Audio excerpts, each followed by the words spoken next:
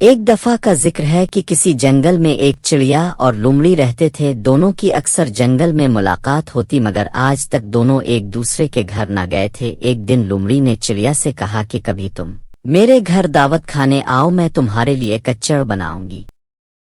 کیونکہ کھچڑی چڑیا کو بہت پسند تھی، اس لیے چڑیا نے لومڑی کی دعوت قبول کر لی۔ اگلے روز چڑیا دعوت کھانے لومڑی کے گھر گئی اور دونوں باتیں کرتے رہے۔ جب باتوں سے فارغ ہوئی تو لومڑی 3 پلیٹوں میں کھچڑی لے آئی اور اپنی پڑوسن بلی کو بھی کھانا کھانے وہاں بلا لیا۔ چڑیا بلی کو دیکھ کر پریشان ہو گئی۔ اس نے سوچا کہ لومڑی کو بتا دے کہ وہ بلی کے آ جانے سے خوفزدہ ہو گئی ہے، مگر خوف کے مارے نہ تو اس سے کچھ کہا گیا اور نہ ہی کچھ کھایا گیا۔ وہ دل ہی دل میں افسردہ ہو رہی تھی کہ آخر لومڑی نے آج ہی اپنی خونخوار پڑوسن کو یہاں کیوں بلا لیا ہے، مگر کچھ کہہ بھی نہ سکتی تھی کہ بلی کے تیز پنجے اس کے سامنے ہی تھے۔ وہ چپ چاپ ایک کونے میں دبک کر بیٹھی رہی۔ دوسری طرف میزبان لومڑی کھانے میں مگن تھی اور اسے اس بات کی کوئی پرواہ نہ تھی کہ اس کی مہمان بلی سے شدید خوفزدہ ہو گئی ہے، بلکہ وہ تو چڑیا کی یہ حالت دیکھ کر دل ہی دل میں ہنس رہی تھی۔ وہ بار بار چڑیا سے پوچھ رہی تھی کہ اور کھچڑی لاؤں، مگر چڑیا نے تو پہلے ہی کچھ نہ کھایا تھا اور مزید کھچڑی کیوں مانگتی، سو اس نے منع کر دیا۔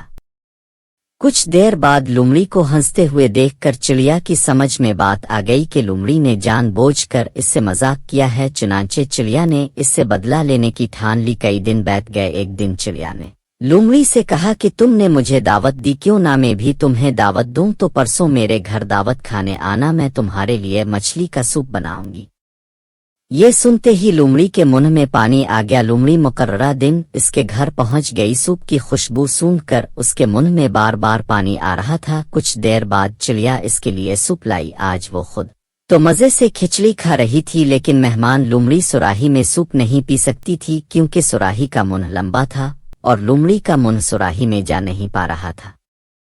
لومڑی دعوت اڑانے کے لیے بےتاب تھی، مگر چڑیا کی ہوشیاری کی وجہ سے آج وہ صرف سراہی کو چاٹنے پر مجبور تھی۔ لومڑی چڑیا کو کہنا چاہتی تھی کہ وہ اسے سراہی کے بجائے کسی برتن میں سوپ پلو دے، مگر اپنی حرکت بھی اسے یاد تھی۔ اسے یاد تھا کہ اس دن چڑیا کو اپنے گھر دعوت پر بلا کر اس نے چڑیا کو بھوکا رکھا تھا اور اسے تنگ بھی کیا تھا۔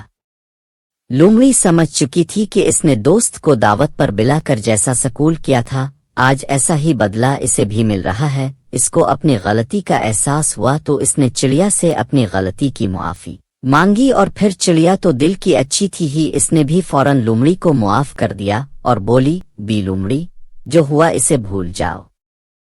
آج سے ہماری دوستی کا نیا آغاز ہوگا اور اس دوستی میں ہم کبھی ایک دوسرے کو تنگ نہیں کریں گے۔ لومڑی نے ننھی سہیلی سے وعدہ کر لیا۔ پھر چڑیا نے اچھی طرح لومڑی کی خاطر تواضع کی اور اسے خوشی خوشی اپنے گھر روانہ کیا۔